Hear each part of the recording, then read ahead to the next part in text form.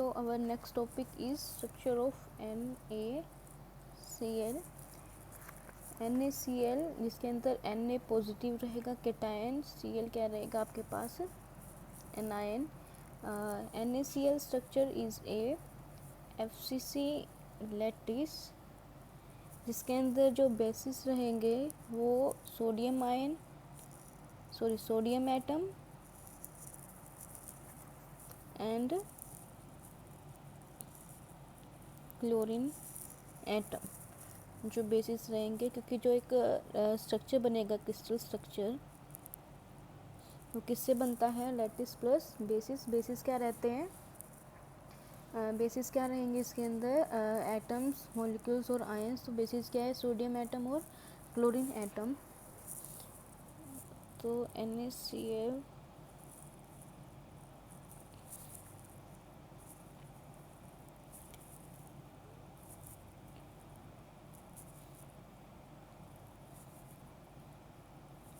As it is FCC structure. तो FCC structure के अंदर जो एटम प्लेस होते हैं वो कहाँ होते हैं, कॉर्नर पे और फेस पे.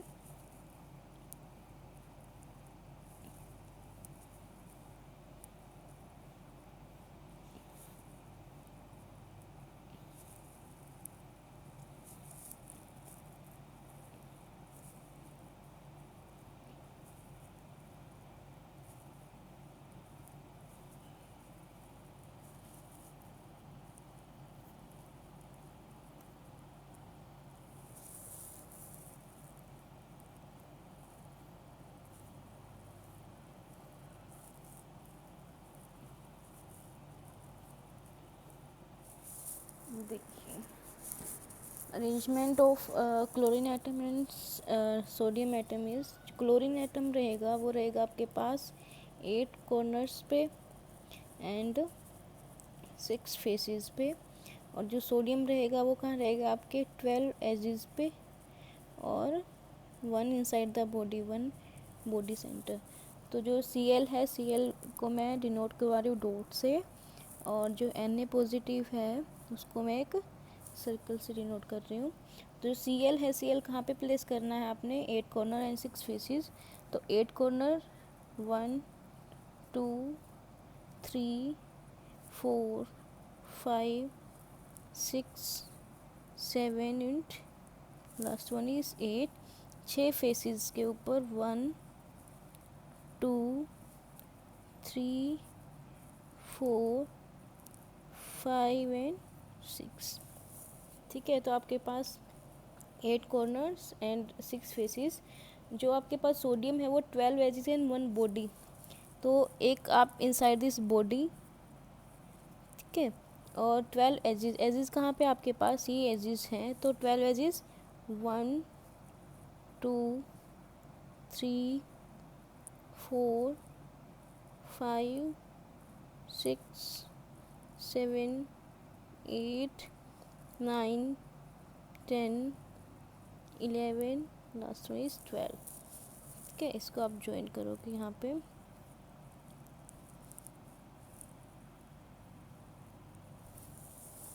तो आपके पास एक NaCl स्ट्रक्चर की यूनिट है, NaCl यूनिट सेल.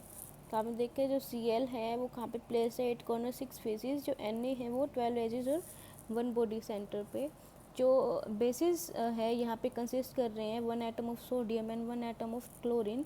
ये दोनों के दोनों सेपरेशन रखते हैं अपने बीच में, कितना, separated by 1/2 of body diagonal of unit cell.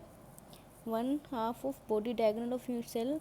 ये 1/2 कैसे है, देखो अगर मैं इसको कंसीडर करूँ, पूरा A लेंथ है, ये क्यूब है, पूरी इसकी A लेंथ है, और इसका बॉडी डायगोनल कहाँ रहेगा, यहाँ रहेगा बॉडी डायगोनल इसका. कुछ ऐसे अगर मैं यहाँ से स्टार्ट कर रही हूँ तो डायगोनल ऑफ दिस बॉडी कैसे रहेगा, ऐसे रहेगा. तो ये आपके पास क्लोरीन एटम है और ये आपके पास एक सोडियम एटम है. तो ये वाला कहाँ पे प्लेस्ड है, अगर मैं एक वर्टिकल डिस्टेंस यहाँ पे परपेंडिकुलर ड्रॉ करती हूँ तो ये ऑलमोस्ट कितना आएगा, A/2. तो ये कितने सेपरेशन रखते हैं अपने बीच में, A/2 का. जो मैंने बताया कितना सेपरेशन है, 1/2 ऑफ बॉडी डायगोनल। 1/2 कैसे है, लाइक ये ए आपके पास अगर डिस्टेंस है कि a/2 पे है, या फिर आप कंसीडर कर सकते हो कि फुल लेंथ अगर आप कंसीडर कर रहे हो x है, x इज़ फुल लेंथ, ये कितना हो जाएगा, इसका मिड पॉइंट है इस कंप्लीट लाइन का, तो ये कितना x/2, तो आप बोल सकते हो 1/2 of body diagonal of unit cell. उसके बाद क्या है, देखो ये जितनी भी यूनिट रहेगी इसके अंदर NaCl की जितनी भी यूनिट रहेगी वो एक रोम्बोहेड्रॉन स्ट्रक्चर रखेगी। रोम्बोहेड्रॉन कैसा रहता है आपके पास, एक क्यूब रहता है जिसके अंदर साइड्स इक्वल हो सकती है, बट जो एंगल है वो इक्वल होंगे but not equal to 90 degree. और क्या रहता है इसके अंदर, देखिए जो कोऑर्डिनेशन नंबर रहता है, in this case coordination number को आप कैसे डिफाइन करोगे, it is the number of nearest neighbours of atoms और molecules, or you can say ions, attached to central atom. Like in this case अगर मैं consider कर रही हूँ इसको, बीच वाले पार्ट को, ये आपने सेंट्रल एटम लिया है फेस पे, जो क्लोरीन एटम है, कितने को टच कर रहा है नियरेस्ट नेबर, 1 2 3 4 5। अगर इससे ऊपर भी एक सेल बना होगा तो इसके देखो डायरेक्टली नीचे अगर एक पॉइंट है जो आपके पास बॉडी सेंटर के ऊपर है सोडियम, तो अगर इसके ऊपर भी एक यूनिट सेल प्लेस्ड होती तो यहाँ पे ये कहीं ना कहीं एक बॉडी सेंटर रहता, और आप बोलोगे इसको 6 पे आप टच, ये 6 पे जो क्लोरीन एटम है ये इस 6 से भी टच करता, तो आपके पास जो कोऑर्डिनेशन नंबर है ऑफ दिस क्लोरीन एटम वो कितना हो जाएगा, 6 हो जाएगा। तो coordination number in this case, coordination number of chlorine and sodium in this case is 6। ठीक है, उसके बाद क्या है आपके पास जो लैटिस पॉइंट है फॉर्मिंग दिस रोम्बोहेड्रन, तो वो कैसे रहेंगे, देखो जो Na पॉजिटिव है और जो Cl नेगेटिव है, Cl negative if I am considering Cl negative at origin के कोऑर्डिनेट क्या रहेंगे, अगर मैं देखो ये एक्सिस लेके चलती है, ओरिजिन पे है Cl आपका, तो 0 0 0। उसके बाद देखो कहाँ पे है, अगर ये एक्सिस x है, ये y एक्सिस है, ये z एक्सिस है, x y एंड z, तो आप Cl का फर्स्ट कोऑर्डिनेट क्या हो गया है, 0 0 0 0 0 एंड 0। सेकंड क्या करोगे आप, Cl कहाँ पे है, अब यहाँ पे अगर मैं एक इसको कंप्लीट मैंने नहीं किया था अभी, ये देखो एक दिस ये आपके पास एक ये कंप्लीट सेल बन चुका है यहाँ पे, 1 2 3 4 5 6। ठीक है, तो आपके पास क्या है, ये 0 0 0 पॉइंट है। अब मैं मूव कर रही हूँ नेक्स्ट Cl के पास, ये z डिस्टेंस मूव कर रहा है, उसके बाद y डिस्टेंस मूव कर रहा है, तो z पे कितना हो जाएगा, ये देखो अगर ये कंप्लीट a है तो ये कितना हो जाएगा, इतना a/2। तो आप इसको बोल सकते हो पहले z पे मूव किया है फिर y मूव किया है, लेकिन x कोऑर्डिनेट इसका क्या है, 0 है। सिमिलरली अब यहाँ से मैं मूव कर रही हूँ यहाँ पे, फिर अगर मैं यहाँ पहुँचने के बाद यहाँ मूव कर रही हूँ, फिर से मेरे को क्या मिल रहा है, इस रोम्बोहेड्रन के अंदर एक क्लोरीन एटम, तो ये x डिस्टेंस है, ये y डिस्टेंस है, बट z कोऑर्डिनेट 0 है, x है y है, z कोऑर्डिनेट 0 है।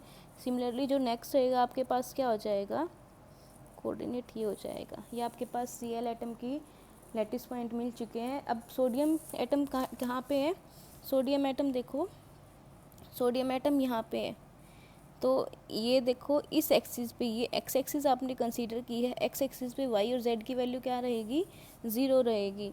तो आपके पास जो सोडियम एटम है उसका एक पॉइंट ये है, दूसरा पॉइंट कहाँ है, ये, तो ये z एक्सिस है जिसके ऊपर y की वैल्यू और x की वैल्यू 0 रहेगी। उसके बाद क्या है, एक यहाँ है, यहाँ पे था, यहाँ पे है, यहाँ पे ये y है, तो y के ऊपर क्या रहेगा आपके पास, x की वैल्यू 0, z की वैल्यू 0 एंड y की वैल्यू 1/2। लास्ट वन का है आपके पास जो एटम है, दिस और एक एटम, सॉरी ये मैंने कम्प्लीटली डार्क कर दिया है। बॉडी देखो, जो Na पॉजिटिव है एक बॉडी सेंटर पे रहता है, ये बॉडी सेंटर वाला एक Na पॉजिटिव है, इसका डिस्टेंस कितना रहेगा, बिल्कुल मिड में है, तो इसके अंदर x की वैल्यू 1/2, y की वैल्यू 1/2 और z की वैल्यू भी 1/2। तो आपके पास ये लेटिस पॉइंट्स हैं जो फॉर्म कर रहे हैं एक NaCl की यूनिट सेल को, ठीक है।